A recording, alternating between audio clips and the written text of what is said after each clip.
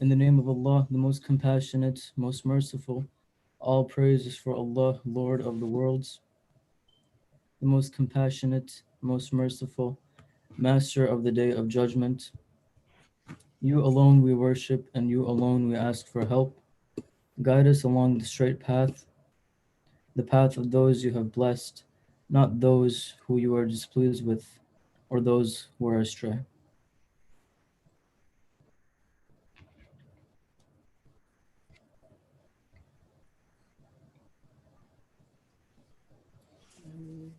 Amen.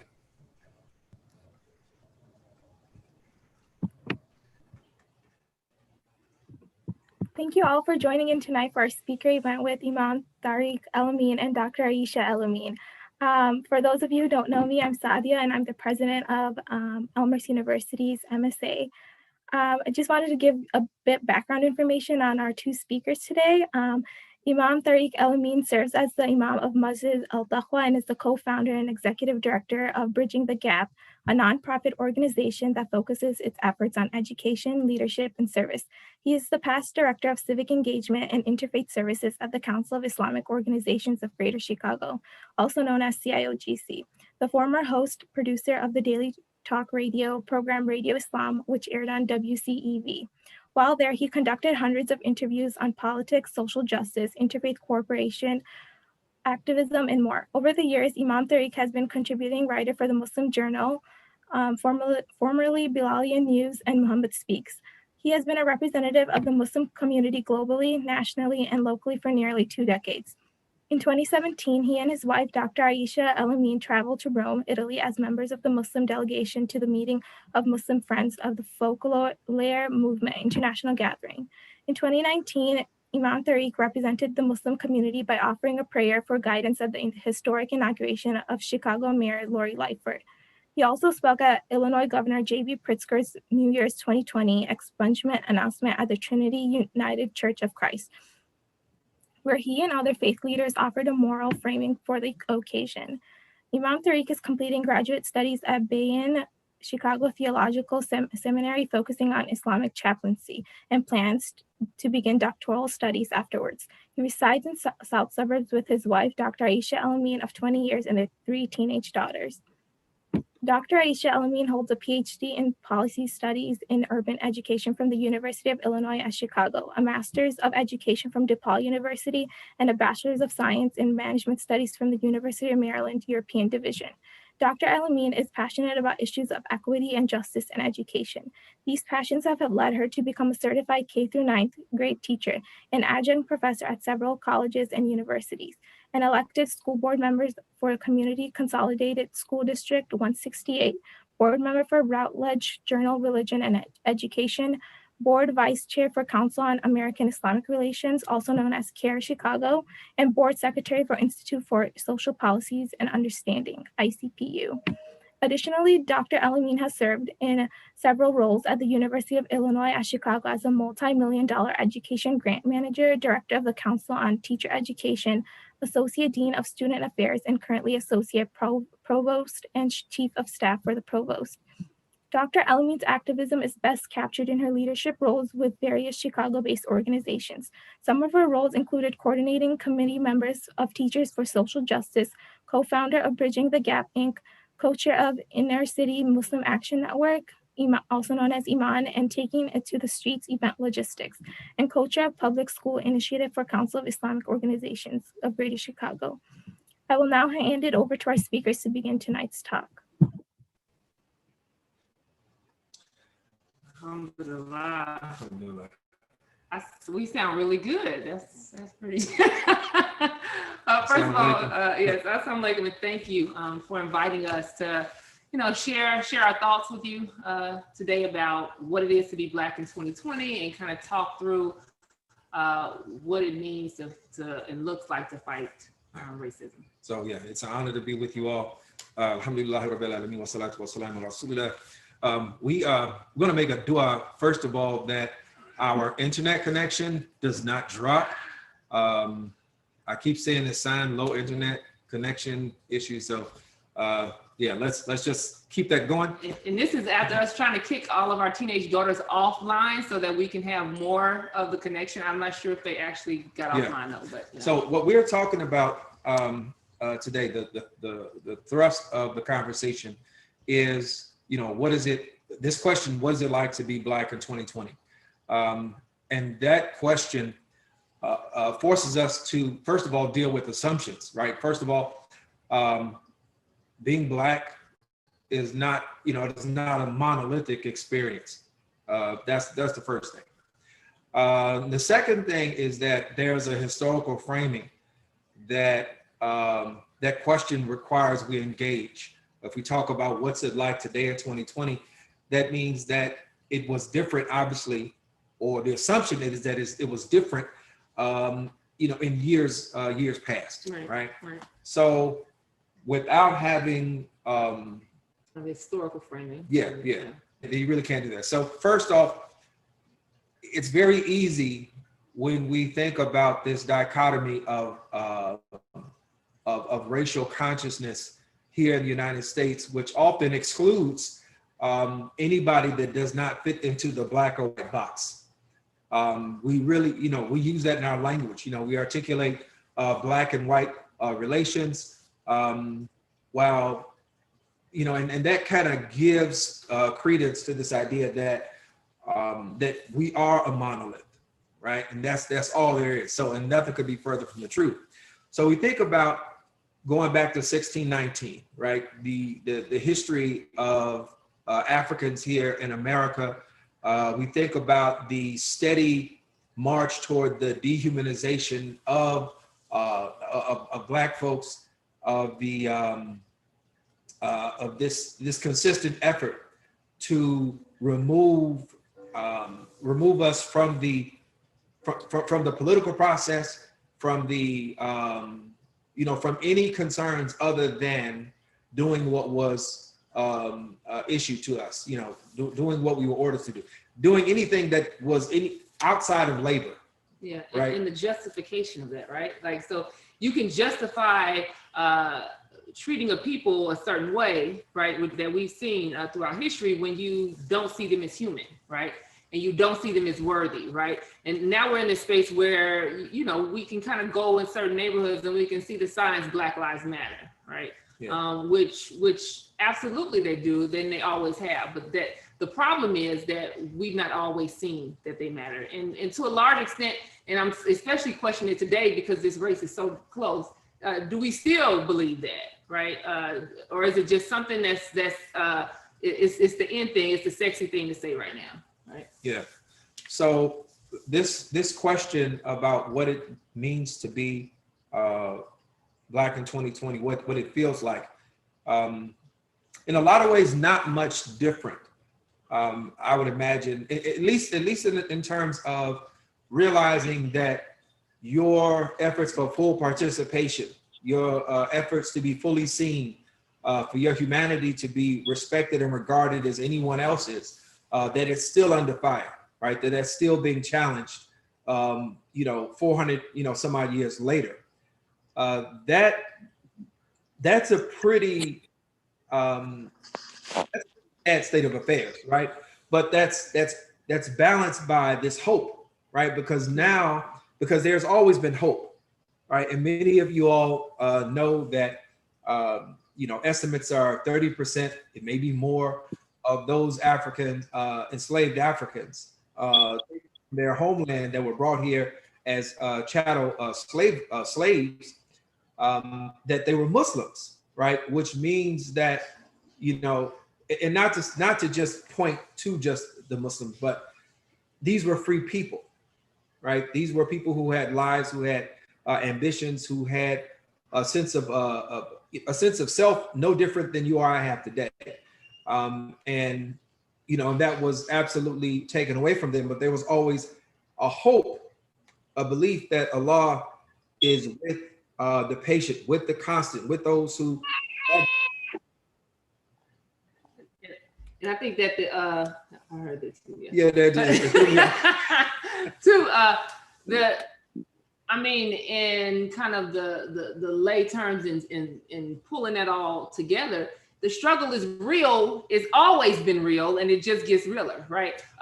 This is and too, as you said initially, this is not a one-person experience. His experience and my experience and your neighbor's experience, all of our experiences and how we engage our Blackness and our, you know, our upbringing, and all of those are vastly different, right? And so part of understanding the experience is also to ask folks that you know, like, hey, what, like, is there some way I can help? Right? Is there something, you know, like availing yourself and understanding all of those variations of the experience. But I feel that the struggle is real, but I also feel hopeful, right? And all of, you know, you bring your disposition to it. Like, catch me on a bad day and I might, you know, I might not feel as hopeful, right? And my tongue might get away from me. But for the most part, I feel that we're at a pivotal point in our country, right? Where we are facing some real challenges and we are seeing our true selves, right? We are seeing that history that we thought, you know, it was covert and then overt, now it's covert again. We thought that in its hiddenness that maybe it was gone, maybe it wasn't really there. And we are being faced with, it is real, right? And how do we combat that? How do we work together with allies in order to really resituate and restructure things? And so we talk about kind of what are some of the things that folks can do. Be prepared to be uncomfortable, right? That's the first thing. Like, none of this work is going to be comfortable where you can sit up and chill and, like, you know, if you, I'm sorry. No. Actually, you know what I would put before the being uncomfortable? Mm-hmm. I would say that as Muslims, you know, we believe, you know, Ya ayyuhalladhina amanu kunu qawwamina bil qist shuhada lillahi. All you who believe, stand firmly for justice, for qist, right? Justice, peace, equity, as a part of your contract, as a part of your testimony of belief. Absolutely. Right? That you realize that this is something that Allah is taking account of, you know, and that stands for justice is one, and equity, not just, you know, justice. Sometimes we think about it, it's after the fact. A lot of times we think people are seeking justice, they're seeking reparations, they're seeking to undo some harm. But when you think about equity, it is much more on the other end of it, to establish equitable terms and an equitable atmosphere, a framework. That is something that is a systemic issue. And that is something that Allah calls us to do, to be a part of. So I say, even before we get to the point of being uncomfortable, we have to be comfortable with that type of principality, with being people who are committed to standing firmly for justice, and will be unwavering in that commitment. And that allows us to be comfortable with being in uncomfortable situations. I think too, what you said, the systems, right? Yeah. We have to be systems thinkers. This is a systemic racism. It is not just one person. These are things that we need to engage in. We need to understand the systems that our work, from our educational spaces to our penal system. Like, all of these things are working in concert with one another. So in order to address them, we have to understand them, right? So being a system thinker and educating yourself around what is going on. What is this history they're talking about? Why don't they like the police? You know, I mean, MWA said it best back in the day, right? So you have to look it up, you know, explicit. But this is not a new thing, right? This is not, it is, people are taping it more, right? But the killings and the brutality and the engagement with Black folks in this country is historic. Yeah, and it has been primarily one of an effort to disenfranchise, to not just dehumanize, but to take the spirit, take the drive out of the people to want to be a part of the system, to be whole, right? So and that's where that historical framework comes in, right? When, without going through everything, but you can look up, you know, I mean, almost immediately after the Emancipation Proclamation or the end of the Civil War, the I believe the NRA came into being, right? The Ku Klux Klan came to being. right, with the mission of the destabilization and the denial of full participation, full citizenship. So, and there have been so many different instances throughout history that have been chronicled, and probably more that have not. I recently shared a post with a picture of a lynching that took place of two African-American men not far from where we are. We're out in the south suburbs. It took place in Indiana. And these were two young men that had been lynched, and a crowd, you know, all white folks, stood by and posed for a picture, you know, like they was at the Grammys. And this was not unique. It was not an anomaly. This is something that took place, you know, probably thousands of times. There were almost 5,000 documented lynchings that the great, you know, scholar and journalist Ida B. Wells, that she chronicled. But what was important about that picture, and what's important about its relationship to the struggle for Black liberation, the struggle for freedom, is that the people that took this picture, these were people who were upstanding citizens in their community. These were they were law enforcement officers. They were business owners, farmers, clergy. But they had no problem, no remorse whatsoever in meting out that type of brutality towards other human beings, because it was in service of holding on to the position And the power. and in the power that they felt they were due. So I'm gonna shut up. I'm gonna let you go. But I would say that just fast forward to Rekia Boyd, to George Floyd, Trayvon Martin, it keeps going. Breonna Taylor. Just fast forward to that, and you see the same type of spirit that exists with the same end in mind. So that's first part, but I want us to be And two, when I think of first of all, I appreciate being given the platform to talk, right, and to and I know it was given with sincerity, because you know like to really be an advocate. So I want to liken it to a marathon. Alhamdulillah, I was able to complete the marathon. Was it 2 years ago now? And so it's like a marathon, but a marathon relay race. So in a relay race, you're passing the baton, right? So historically, I've been given this baton because people have been doing this for a very long time, right? And so I'm running my length. But just imagine if I have allies who push me out the way and say, I got this, I'll finish this for you. No, I don't, like, that's not what I need.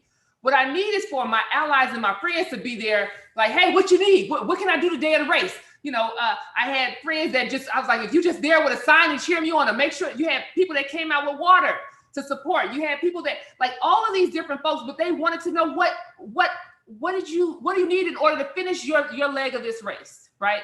So if you position this in that same framework, that what's really needed is to ask the question, how can I help? I not to push you out the race because, man, I can do this better. I'm better positioned, or whatever those thoughts are, right? But to be there on the sidelines, if it's cheering you on, if it's like, you know, I have folks that just, okay, you need a break, you taking it, I'm gonna count it out, and you getting yourself back out there, right? Those words of encouragement, here's your water, here's some oranges. So be on those sidelines and ask the question so that you can ensure that that race is ran, right? That leg of the race, because I don't think, you know, and Allahu Alam, I don't think that in our lifetime we will see the end, right? But I think that this is a continuous effort that we have to continue to run. And like a marathon, it is a struggle, and you are tired. And how does it feel in 2020? It's just like it felt in that marathon. You're tired, you're exhausted, but you know that you have to keep going. And what you want is allies on the side that are helping you, that are cheering you on, that are giving you the energy that you need, whether it's in water or in applause, to help you finish your leg of the race. And well said. I would take it even a step further and thinking about ways to respond to just the environment that we're in right now, the environment that we're in, 100 years ago, and the environments to come, right? There will always be a sense of struggle. How we define that struggle is really, I think that is going to be the determiner as to whether or not we're successful in it or not. And number one, the framing of it, even when I use the term Black liberation, really this is the liberation of us all. It is not the liberation of Black people. It is not justice for Black people. It is justice for us all. And many of you I know are familiar with the hadith. I'll paraphrase. Basically says that the believers are as one body, right? And that if one part of the body is in distress, then the whole body is in distress. There are many different iterations of it, but it basically just tells us that we are connected, and this goes beyond just our faith tradition as well. This applies to us as a human family as well, and we think about this as a society. So I say all of that to say this: a part of our struggle to achieve parity, to achieve equity and human dignity, is for us to change the narrative, is to expand our understanding in how we are. You can't be free, or you are bound. If you got your foot on somebody's neck, I mean, literally, right? You are bound to that space. You cannot go any further, right? You are stuck there. So your liberation, you are as much a prisoner as the person that you are oppressing. And so we really have a new perspective on justice, right? And when people talk about racism, like it's an issue for Black people to solve, that's not our problem. We didn't start that in the context that we are living with it and dealing with it here, right? The burden of that should be laid squarely on those who to enact policy, who have the ability to disrupt communities. And that's why I say history is so important in this. But I think too, the way that you kind of laid that out, I really appreciate, because until we see the connectivity in our humanity, right, we can't be allies, right? Until we see that your oppression is also my oppression, we can't begin to heal and work together. I know it's very, very interesting, because there was no question after 9/11, like everybody knew that the Muslim community was under attack, and it was all hands on deck, right? I say 9/11 because I think the brutal murder of George Floyd was a pivotal moment in that, where people kind of woke up a bit, right? And so I think we are beginning as a community, inshallah, we're beginning to see the connectivity in our oppression, right?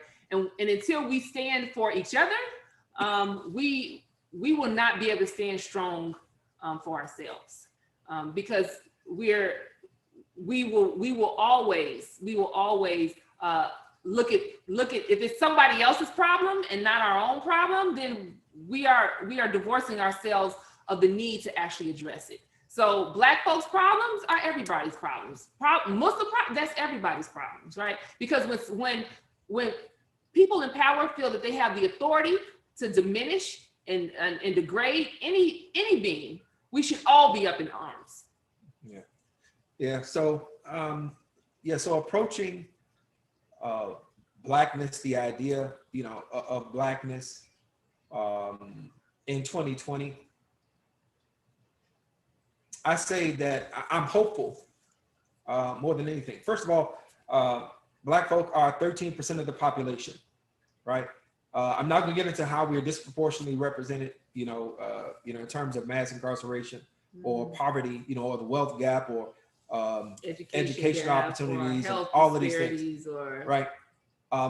I mentioned the percentage for no reason other than this, is that in order for there to be justice, there has to be a collective commitment to justice. If there will be equity, it's going to have to be a collective. It's not going to happen with just 13% of the people calling for it. And I say I'm hopeful because even with these tragic events that we have seen, the so-called social unrest, and I don't even think that's the proper terminology for that. That is a social outcry that we collectively, we want something better. We deserve something better. And what we see runs counter to that. So our souls are in distress. Our souls are in distress. Right. And I'm hopeful because of the intersection of identities, of different communities, of different, religious beliefs, of just different segments of our own community that have come out and that have demanded better, because we know that we have the capacity, right, to give and to be better. So Aisha mentioned being a systems thinker, right? Racism is not an individual endeavor, right? This is a systemic, well structured, and well defined, and perfected. And I think we kind of get it. So I've heard both sides of the coin on police. I know good police officers. There's some good police officers out there. That's not the conversation. That's not the conversation to be had. Just like when we talk about health disparities, we don't say, well, there's some good nurses out there and good doctors.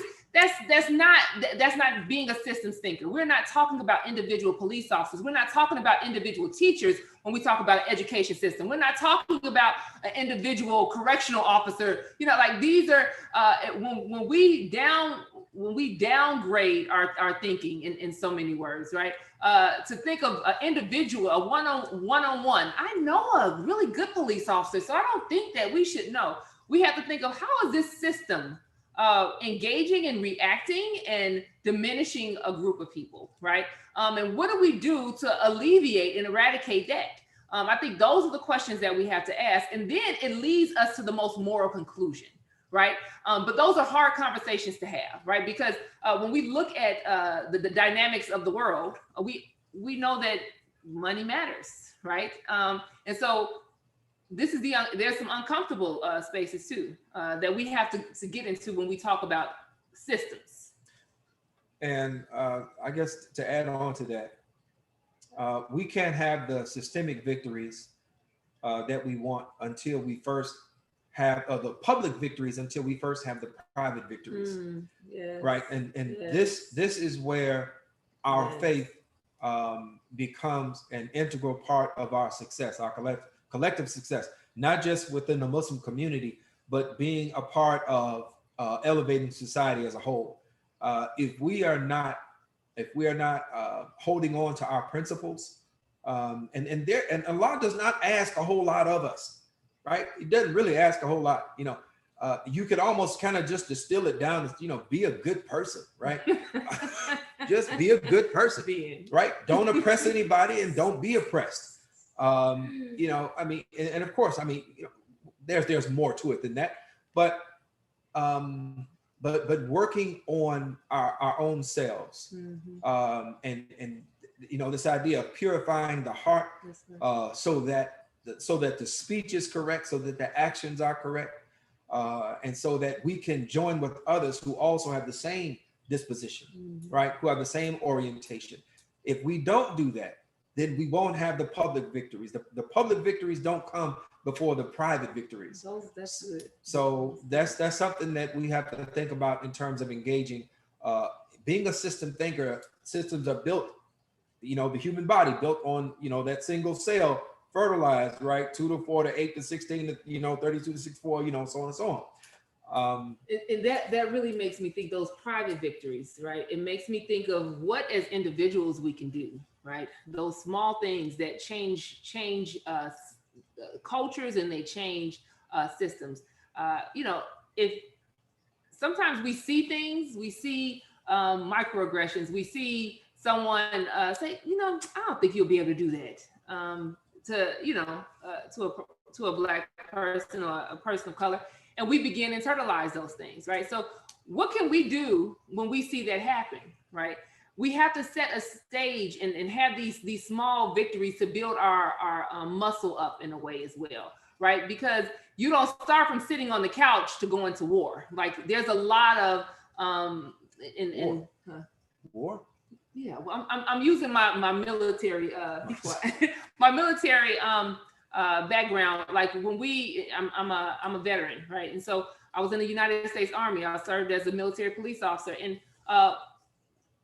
before I went to basic training, I had to get ready to go to basic training. And basic training, I went in, I could hardly do one push-up and maybe 10 sit-ups, right? So you work your way up to the point where you can really fight those larger systems. But first you have to get trained up.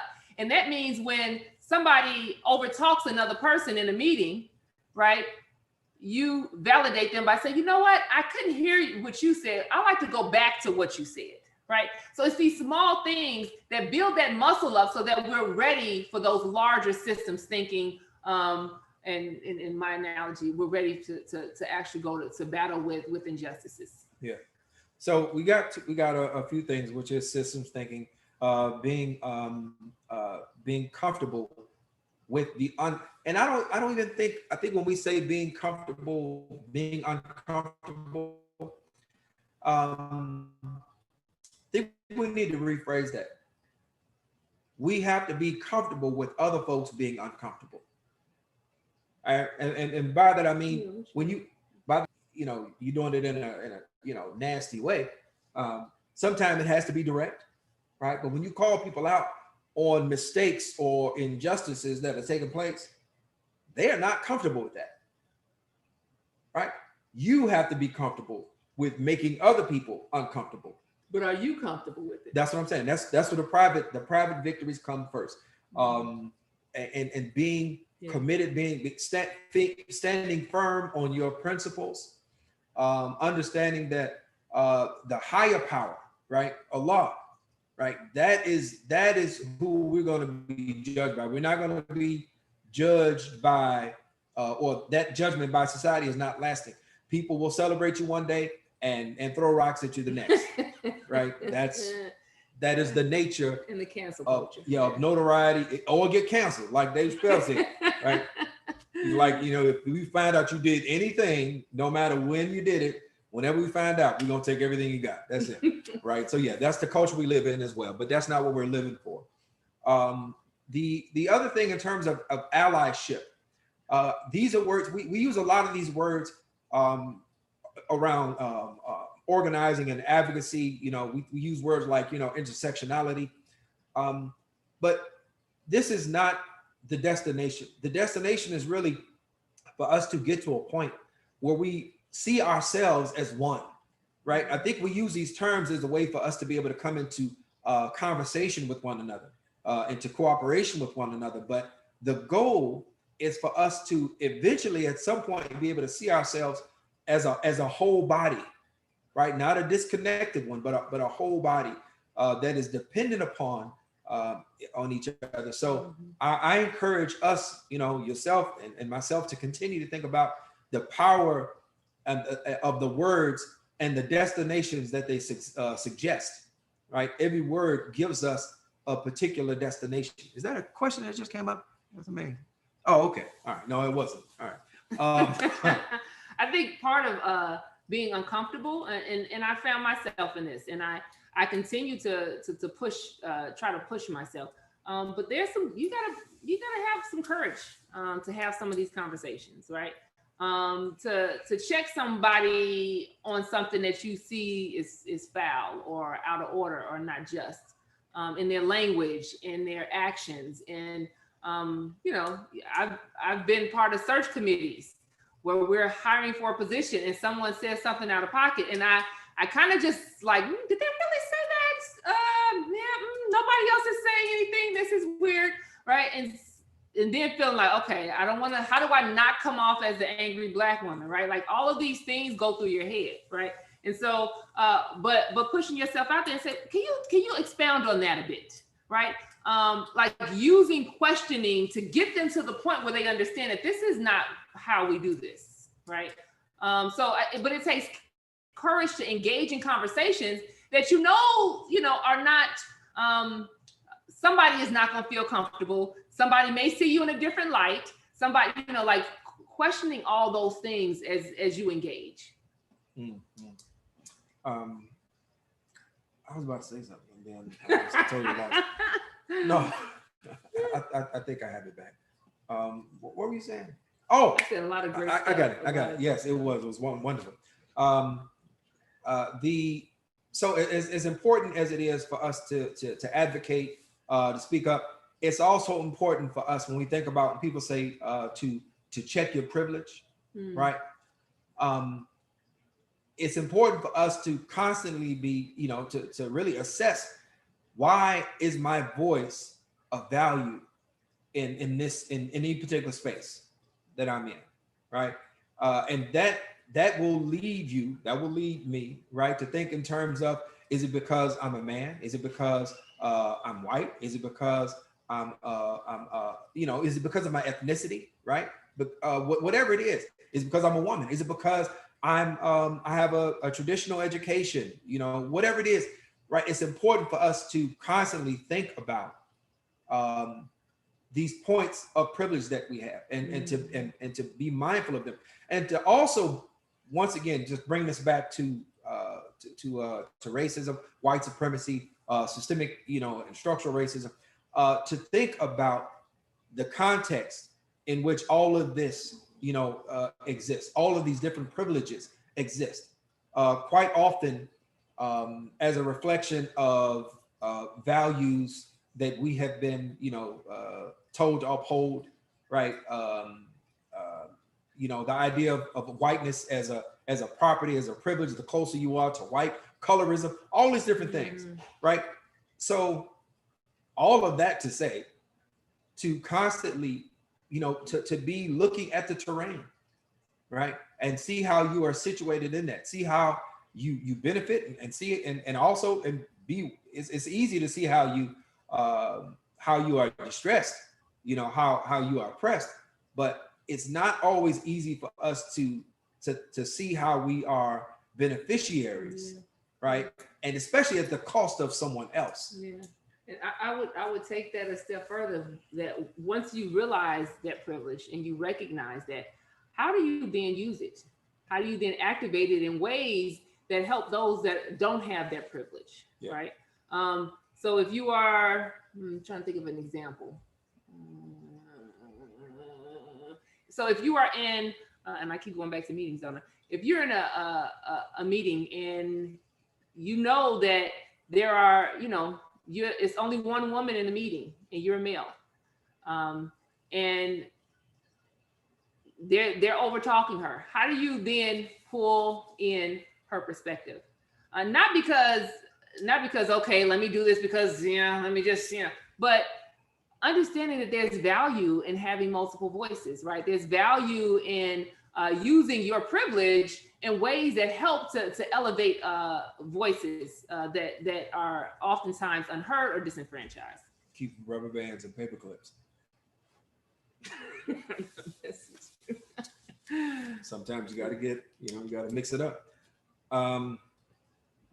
I think that, first off, I'm gonna go back again and say that it's inspiring to have. Wow, this is me being old now. I saw the old voice. It's inspiring to have our young leaders thinking around these questions. Yes. And realizing that there is no one source for all the answers, but in asking the questions and getting different perspectives, it allows us to come closer to answers. It allows us to come closer to solutions, right? So and that's really the basis of all knowledge, is questioning, is asking questions, looking around you. It's kind of like, Prophet Ibrahim alayhi salam, on him be peace, how he looked out into the creation, asking questions till he finally came to that conclusion. of Tawheed, realizing, Allah's oneness and his greatness. And it is very much the same for the social problems that we have. If we look at them long enough, if we ask the questions long enough and look at it from different angles and look at all the moving parts, we will begin to see not just how it all works, but we begin to see the solutions for those problems. So be advocates, be prepared to be continuously courageous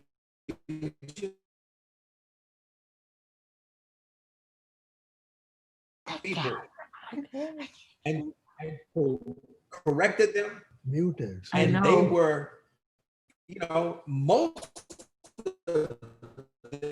of the time. Sorry. I also think just talking about MSAs, I think that you all, man, you are the ideal community, right? So when I go to prayer at UIC, I see every community of Muslims, like the diversity of the group is absolutely beautiful. That's not what we see in our masjids where we go, right? Like in the Chicagoland area, and we've traveled quite a bit. That's pretty much the general around the country, right? You see people that look like you that you're standing in line next to in prayer, right? That you're breaking bread with. And so MSAs have a very rich perspective on what the Muslim community looks like, because being at a university, you have people that come from all over, right? That have also made a conscious effort, right, at a young age, that this is something that we want to engage in. We want to be responsive to our Muslim identity, right, and being Muslim. So I think in a lot of ways you are at the forefront of where we want to be as a community, and so it also is heartening that we're having these conversations and that you're asking these questions, because I think many of you you see what some of those answers are, and you see the beauty when we all get together and we have multiple perspectives and we are standing side by side. All right, I want to take this a little bit, I don't want to say darker, but I want to give it another side, because though I think by default and blessing, I'm able to have a hopeful outlook.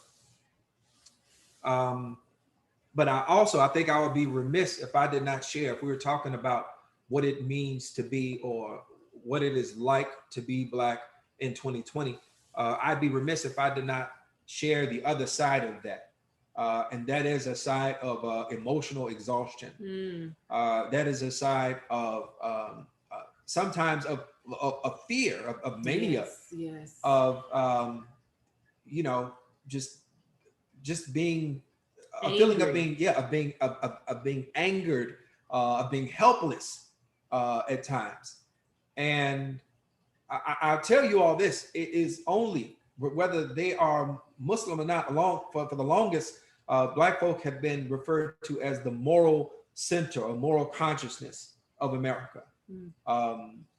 Because of that deep spirituality and tragedies and calamities, they send us running to God, right? That is human nature.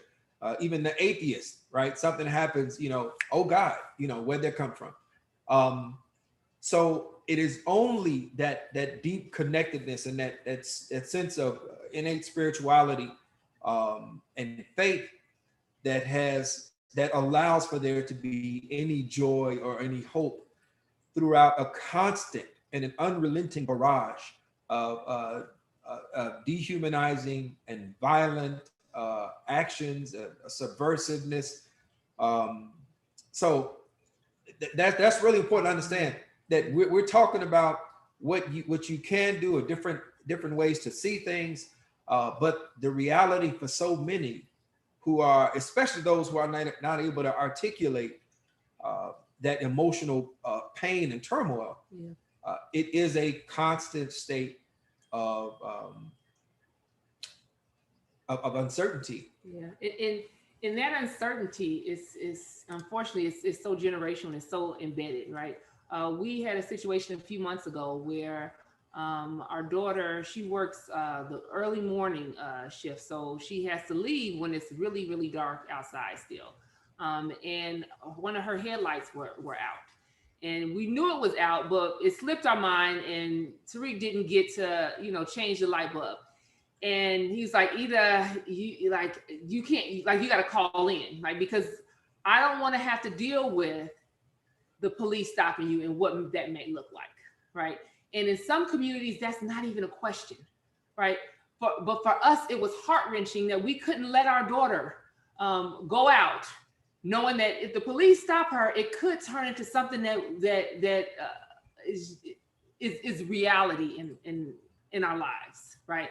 And that we have to have these talks with them about, if the police stop you, you first of all try to get us on the phone before they come to the car so we can try to get there to you, right? And get your hands on the wheel, and like all of these precautions that is dehumanizing. It is it's exhausting. It is infuriating. It is all of those things, right? And that's for yourself, but also for your family, right? When you have folks that you're Allah has blessed you with, and you are charged with their safety, and knowing this feeling of helplessness that you, like, if the police stop you, who knows? It's all bets are off. You could be, and we've seen this over and over and over again. And I've had an experience myself, and I called my husband, and when he got there, he was just, I'm just here. That's my wife. I just want to make sure everything's okay. Then the police approach him. Give me your stuff, right? So it is all of those things when you just walking in your life every day, that it is exhausting, because you have to have those that radar up, that you cannot relax. You have to. So when somebody tap you, like, what? That's because there's some on edginess that is there, and it remains there, and you live with it, right? Just like people with mental illnesses and people with injuries and people with this, we live with what we have. But why should we be living with this, right? And what can we do to ensure that folks after us won't be? So somebody I just saw pop up in the chat. Yes, absolutely. If you are visibly Muslim, you have on hijab, you got a beard, you look phenotypically Muslim, right? You're South Asian, Arab, they got the radar on you. That's right. Now, but what I also want to do, like I said, I'd be remiss if I did not mention the other side of that coin. I also want to say that our history, and to this degree, I will say it is not so much monolithically about just Black folks, but I think it is emblematic of the human experience, is that oppressed people, you find the small joys, mm-hmm. right? And sometimes, if you're in the dungeon, right, you get no light, but about 5 minutes out the day, right, you look forward and you relish those 5 minutes, of light, right? And I say that to impress upon you that out of all of these calamities, all the tragedies, and a whole bunch of stuff that we don't have time to talk about right now, it is Allah's mercy that allows us to continue to have hope, to find the joy in our lives, the joy in our families, the joy in our associations, and to not let those moments of uncertainty, those moments of fear, those moments of rage, those things define us, right? And that is what is most important. So I say to all of you, as you move forward, and you use the gifts that Allah has given you to be advocates, to be change, to be agents of change, is that you don't become overwhelmed by the enormity of the struggle. I want to close with this. I heard this wonderful story. This old man, right? He's old. He may be like 90 years old, and he's digging up the earth. And this young man comes along and sees him digging, and asks him what's he doing. He says, "I'm about to plant an olive tree." Mm-hmm. And if you know anything about olive trees, sometimes they take 50 years before they bear fruit. And he asked the old man, he says, why would you plant an olive tree and you are such an old man and you will not live to see the fruits, to eat the fruits of this tree? And he said, because I have spent my whole life eating fruit from trees that were planted by others. Yes. Right? That's right. He said, so it is only right that I do so. That's right. So that's really how we have to approach the challenges ahead of us. And we can name all of them, right? And they seem like huge things, but we are not working necessarily thinking that we're going to see the resolve of these issues. Right? We're planting trees, and we're benefiting from those who've come before us. So know your history, know the history of this nation in particular. Know some of the history of the of those who have made it possible, who have contributed for us to be able to hold our heads up, even in times of duress. Muslims, right? Know that history, appreciate it, and realize that you and I, we are eating from the trees, the fruit of trees that have been planted for by others that came before us, and we have the responsibility to do the same for those who come behind us. All right. Yeah. Well, we're about at the time. I'm looking at the program, so Saba, I want to be respectful of that. I don't know if you, I see some things in the chat, but we don't. All right. You want us to respond to those, or you tell us. I'm opening up the chat how now. You want to go. All right. I just joined.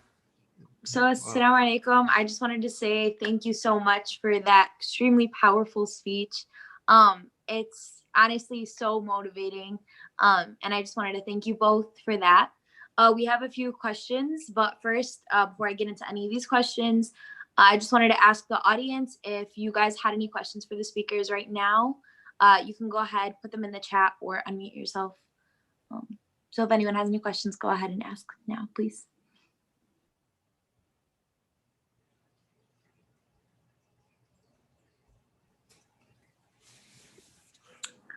Or I can start with one of ours. That's cool too. So one of the questions we spoke of a lot of things. But the first thing that we started off with speaking was about allyship. What is one of the best ways that you think, our college MSAs can partake in, being allies for just the Black community in America in general? You want to start? Sure. So I know that we've had some great allies with DePaul. That's family. Yeah, they're our family now. So connect in with communities. What we've been doing with them for the last five years is on the first and third Saturday. Of course, the pandemic has thrown things way off. But handing out food and clothing to the community. And when I say the community, we're segregated spaces, right? And so they have come over, and even after they graduate DePaul, they still come over. And basically we just have fun. We get to know each other, right? But we also are doing service work. And what we found is, after doing this for so long, that one of our regular community members came by and he said, I hear all that stuff that they saying about y'all on the news, but and of course they weren't talking about us because they see our Blackness before they see our Muslim, right? But they were talking to our Muslim brothers and sisters from DePaul, right?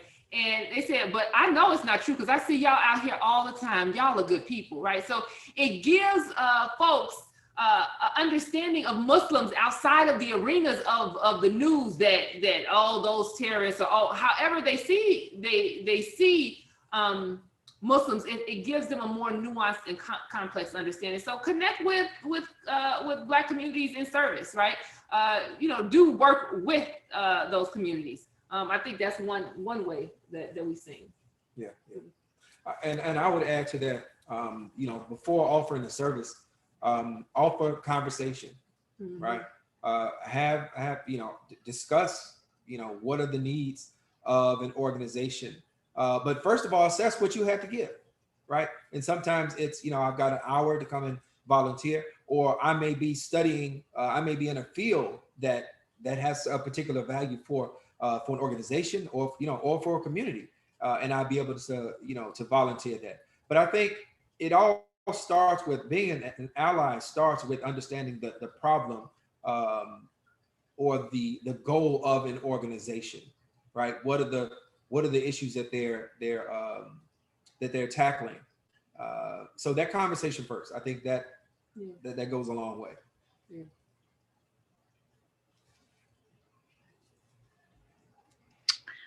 Another question, I think there was a question in the chat.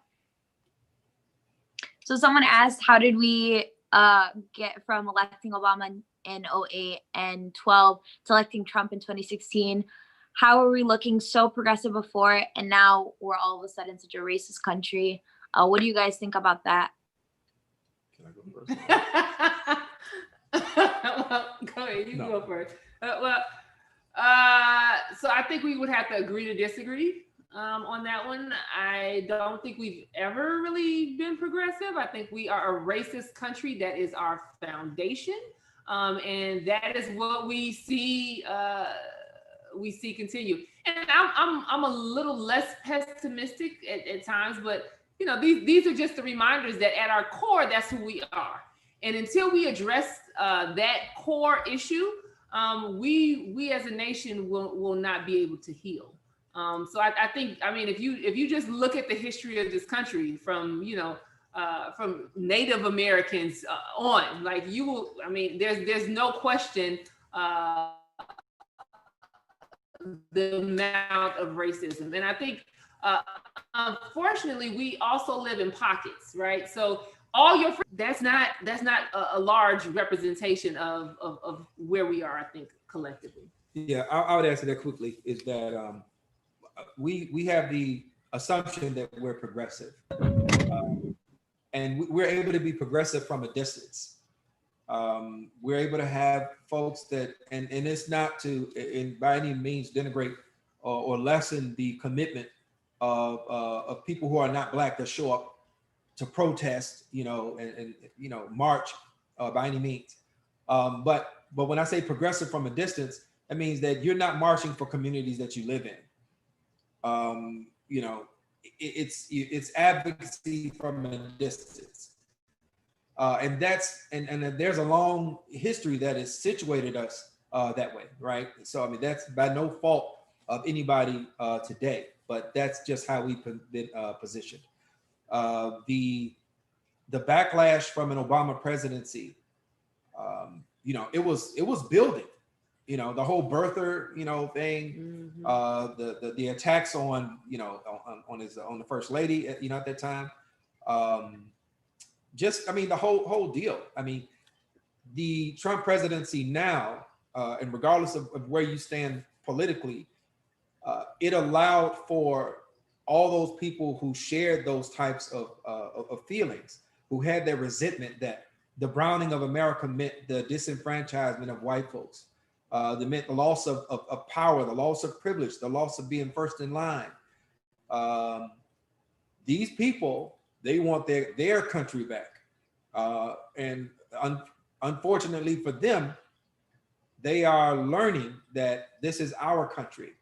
But it's been good to have a Trump presidency, if for no other reason than for people to start revealing themselves. Because they used to come out with sheets on, so you didn't know who you were looking at. But now you get to see faces. They, I don't want to. It's part of their police suits. Yeah. Or show up in uniform. Yeah. So yeah, we're not as progressive as we think we are. We're on the way. Inshallah. Yeah. Inshallah. Inshallah. I definitely agree with that. Another question that we actually had in the chat was, you guys earlier kind of mentioned how, we have to kind of address the microaggressions, and especially I feel like within our Muslim community, there is a lot of microaggressions. So someone said, how do you correct family members, friends, loved ones, in doing so in a respectful way, but that'll also get the point across? Yeah. Go for it.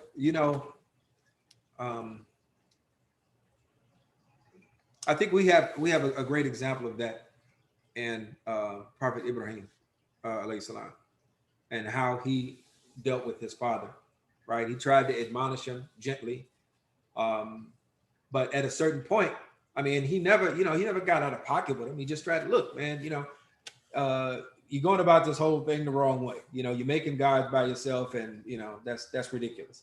And when his father got to the point where he was like, look, get out of here, or I'm gonna get at you. It was about to go to the next level. But he dealt with him directly, and I think that's the lesson in that, is that we have to understand it is not disrespectful for us to correct people who are doing things that Allah has already told us that He hates, right, or that He does not favor, right? So Allah is never with the oppressor. Allah is not with the person who looks to divide what He has created to be together. Allah is not with those who are arrogant, who are spiteful, who are abusive with their power. And we can go on and on.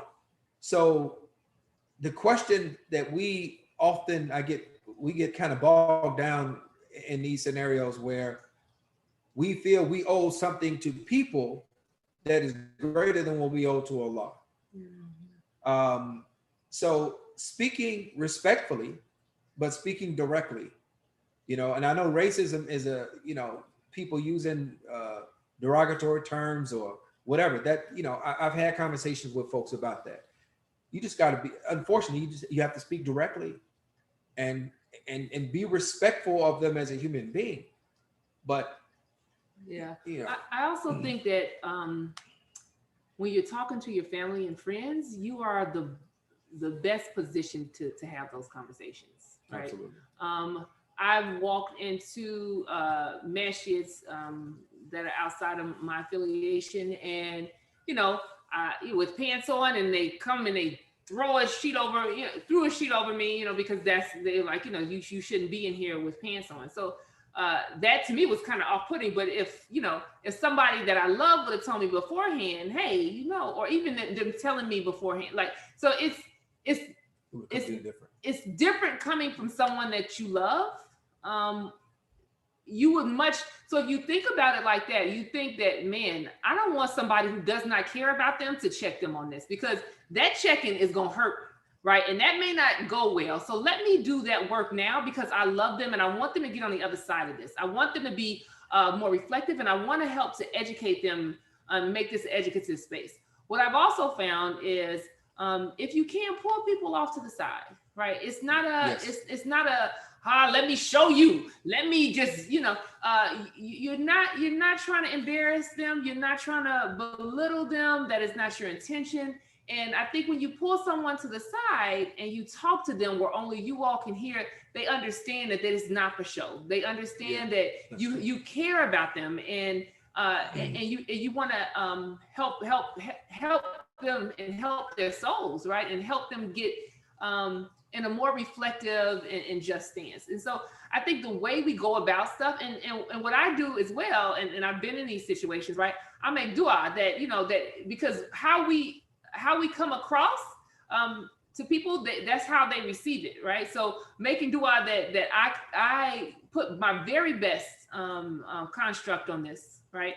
I'm not accusing them. I know you said, I am saying, when you said that, it made me feel, right? Directing and letting them know how you feel about it and how you interpret it instead of being accusatory is another kind of technique that can help it come across in a way, because if this person does care about you and there is a reciprocal relationship, that also, and it doesn't feel accusatory, that you're also opening up their ears to really be able to listen to you. So those are some kind of techniques that I've employed that I found very useful in engaging in those conversations that are hard, that hit to the heart and to the soul. So when things hit your heart and soul, they are hard conversations, right? And it's a good exercise for you as well, right? And also what I think is, how would I want someone to approach me? How would I want them to check me? Because I get checked on stuff too. my youngest is really good, and she's got us all saying it now.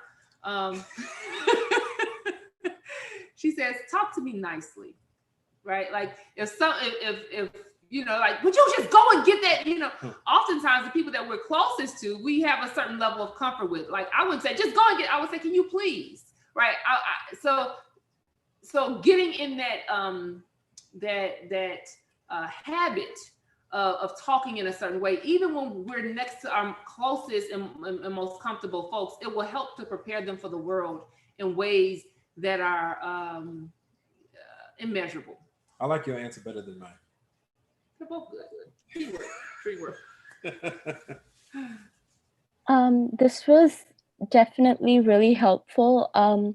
I have another question, and that is when you take professors who sometimes, kind of differentiate between their students based on their color and like their race and gender, how do you address those situations? Because something similar like that happened to me a couple of years ago, and I was like a freshman at that time, so I did not really do anything about it, but like it always comes back and it's kind of upsetting, and I'm like, I wish I did something.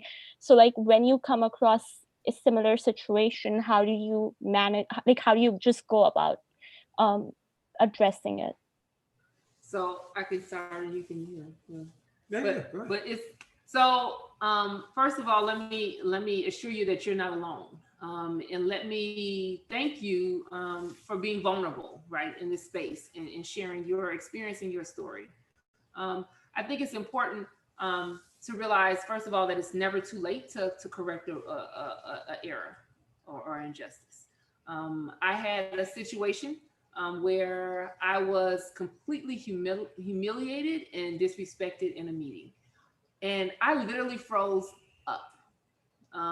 I had someone, I was trying to say stuff and they kept cutting me off. And then the last time they cut me off, they went around the room of 8 people and they named them. They said, I want to hear from you. I want to hear from you. I want to hear, and then skipped over me to the next person and then said, I don't want to hear from anyone else. Right.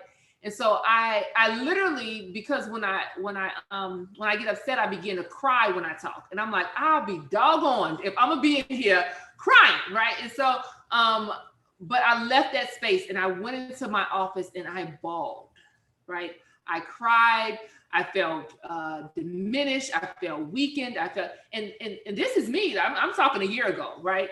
And this is me in a position, of power in a lot of ways. But what I did is I then constructed an email, and I relied on friends, family, and allies to check this email before I send it. Make sure my tone is right. Make sure that I'm clear. Make sure I don't want the frustration to come out. I don't want the anger to come out, but I want them to know that that's not cool. And if you do it again, there's going to be some consequences, right? And so I constructed this email and I pushed send on it. And when I say that they literally wrote back and within 5 minutes and said, I am so sorry. Please accept my apology. My behavior was unacceptable and I'm going to check myself. And of course, you can believe it and accept it or you can't. But for me, I needed to release that. And so if you have a professor who has done that, he's probably doing it or she's probably doing it to someone else, right? And maybe they know and maybe they don't. But an email, even now, even if it was a year ago, it's never too late to correct an injustice. Let them know. And you can have friends and families check over the email to make sure. But now you're hopefully, there's a power latent relationship between a professor and a student, right? You're giving me grades, and so now that power is gone in some ways. So now, letting them know, hey, I want you to know that this, this impacted me, and I don't want it to impact future students. I'm not saying that it's intentional, but I wanted to bring it to your attention and heighten your awareness around it. And they may not say anything. They may apologize and they may say, you're wrong, but release that and let them own it. That's what I've been working on myself. Let them own their injustice. Like, give it back to them. When we hold it ourselves and we're like, it festers. It makes us angry. No, that is not yours to own. That was their injustice. They need to own it. You need to give it back to them and then release it. That's how I've done, and it's been really beneficial for me. Yeah, I would echo that. Put the quite often, we have a tendency to put the onus on the victim. And we ask ourselves, well, what did you do? Why didn't you do this? Or we internalize ourselves and we think that it is due to some shortcoming, ourselves. Nobody else has to ask the question. We start getting down on ourselves. So I'm with you 100% on that. Put it back where it belongs. Let the person know. Bring in, and everybody. Here's the thing: everybody has a boss, right? Everybody has a boss. Everybody answers to somebody. And we all answer to Allah. Once That's it's right. all said and done. That's right. Yeah, definitely. I will definitely do that because I just feel at that time I was scared because I wasn't taking him and I was scared that, it might backfire or, I might get a bad grade. But like, if there's anything that I learned from that situation, then it's just that don't be scared and definitely do what's right. And if you want to email it to me and have me look over it and give you feedback on it, please utilize me. I am a student advocate. I appreciate and I applaud all of the experiences and the perspective that you bring. And I think that you make all of our institutions better, right? When you use your voice to push us to reflect and educate us about how to make your experience better. Thank you so much. Really appreciate it. Alhamdulillah.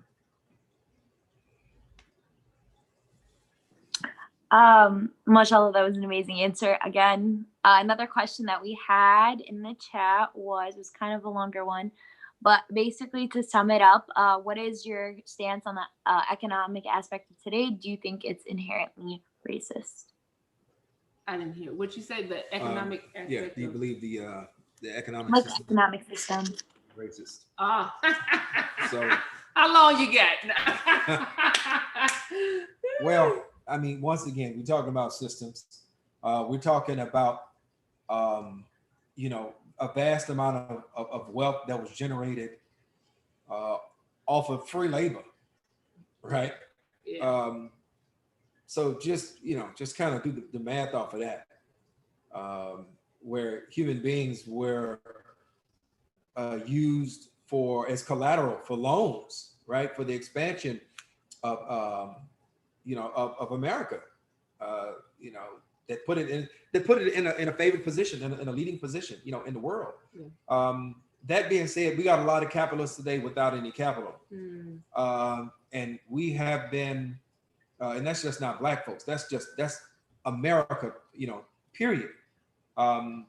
We have been the victims of a lot of propaganda,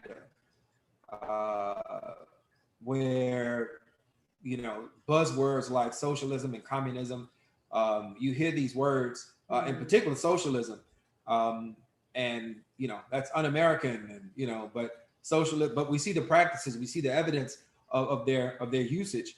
It's okay for our corporations to benefit from socialist economic policies and bailouts, and but we drag our feet, like they still dragging their feet right now with the stimulus.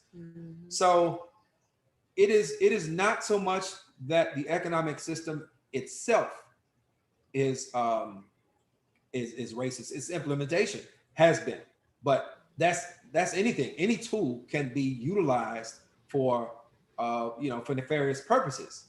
But capitalism, if that's the question in and of itself, is racist? No, I mean it is simply a system. So I would disagree in some aspects, because I think it's a system that, and you talk about kind of the neoliberal thought, right? That in order for you to get yours, there's somebody has to be on the bottom, right? You have to step on somebody to get to where you need to be. And so I think it is positioned in a way, if we position it historically, that who has the power to step on folks? When we look at the wealth of the world, you know, and how disproportionately, you know, I don't even know the percentage now, but you know, a small percentage of the population has the majority of the wealth, right? So it is this this moral. It's not morally sound, right? Because if you gotta step on somebody to get yours, then what do we, you know, what's the end goal? That's the application though. I mean, the evidence is in the application. I mean, we also have instances where we have employee-owned companies, right? Where, you know, the living wage is great. You know, everybody partakes in the profits. I mean, it's not a lot of them, right? But they're trying to. There's a different application that they're trying. It is, you know, it's not. You can't even argue. Yes, the implementation of capitalism in this country, it is absolutely served a racist agenda. Yeah, it is absolutely served a racist agenda. But I'm saying that's also like, you know, if I pick up a phone, you know, the phone ain't racist. You know what I mean? Maybe that's not the best example, right? But yeah, but if you think if about I use systems, it for, if you that's think what I'm about saying. systems, It's the usage and the intention. Yeah, but and it's the people that run the system. So, you know, will we say that the justice system is a racist system? In its application, absolutely. I think we may be Well, not just words, application. because I mean, in its construction. Yeah. You know, yes, it is designed in its context, understanding that there are harsher penalties are going to undoubtedly fall on Black folks, Yeah, right? The whole cocaine crack thing. That Absolutely. was a perfect example of that. Absolutely. Yeah. Y'all caught us. We about to start having a conversation just between two of us. Okay, so. Which we often, Yeah. go off on tangents. Sorry. So our time is actually up now for question and answer. But I just wanted to ask you guys if you guys had any final remarks that you guys wanted to make before we close it out with the closing dot, inshallah.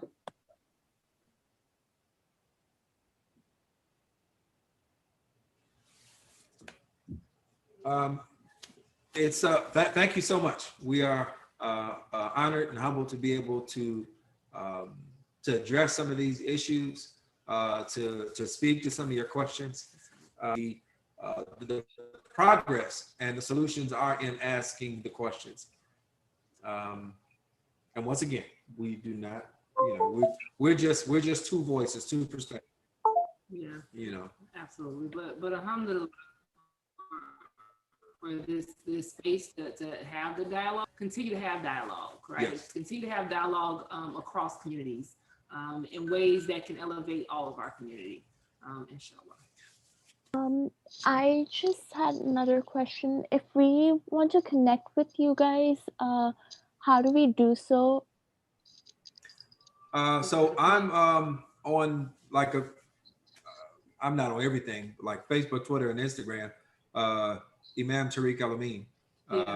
Same here. Yeah. And I'm a little bit more old school. I mean, I have those accounts, but only. Or you can email me. Yeah, you Imam can Tariq email me. El-Amin at Gmail. But I'm also on Facebook as well. But you can email me. Yeah. I got a Snapchat account, but I just, you know, it's just too much. And now, you know, our daughter has TikTok, and we're like, okay. So yeah, I'm on TikTok. Are you? I don't have a picture, but I'm much younger, although, you know. Yeah, so please feel free to reach out in any of those ways. Yes, absolutely. Thank you.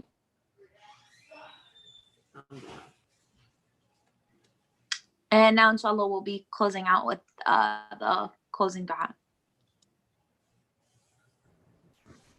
Assalamu alaikum. I'd like to thank you all first. Thank you so much for that. It was very motivational, very helpful. For the dua, I'd like to remind myself firstly, along with the rest of you all, to Raise your hands in full submission to Allah subhanahu wa ta'ala. Have trust that Allah subhanahu wa ta'ala will accept each and every single one of your du'as. And if not, Allah subhanahu wa ta'ala definitely has something better in store for you. With that, I'll begin, inshallah. اللهم صل على سيدنا محمد وعلى آل محمد. اللهم صل على سيدنا محمد وعلى آل محمد كما صليت على إبراهيم وعلى آل إبراهيم إنك حميد مجيد. اللهم بارك على محمد وعلى آل محمد كما باركت على إبراهيم وعلى آل إبراهيم إنك حميد مجيد. ربنا آتنا في الدنيا حسنة وفي الآخرة حسنة وقنا عذاب النار. رب اغفر لي ولوالدي وللمؤمنين يوم يقوم الحساب. رب إني ظلمت نفسي ظلما كثيرا ولا يغفر الذنوب إلا أنت فاغفر لي مغفرة من عندك وارحمني إنك أنت الغفور الرحيم. اللهم اقسم لنا من خشيتك ما تحول به بيننا وبين معصيتك ومن طاعتك ما تبلغنا به جنتك ومن اليقين ما تهون به علينا مصائب الدنيا ومتعنا اللهم بأسماعنا وأبصارنا وقواتنا أبدا ما أبقيتنا واجعلها الوارث منا واجعل ثأرنا على من عادانا ولا تسلط علينا بذنوبنا من لا يخافك.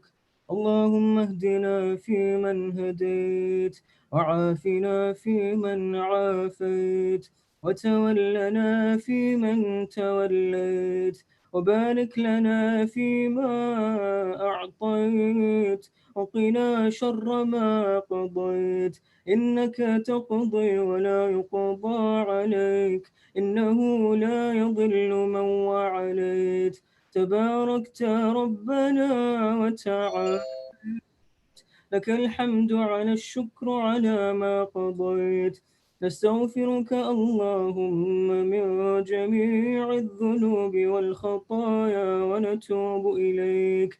اللهم أعز الإسلام والمسلمين وأذل الشرك والمشركين ودمر أعداء الدين واحم حوزة الإسلام واجمع كلمنا المسلمين على الحق يا رب العالمين. آمين. آمين. Well, inshallah, that is our program for tonight.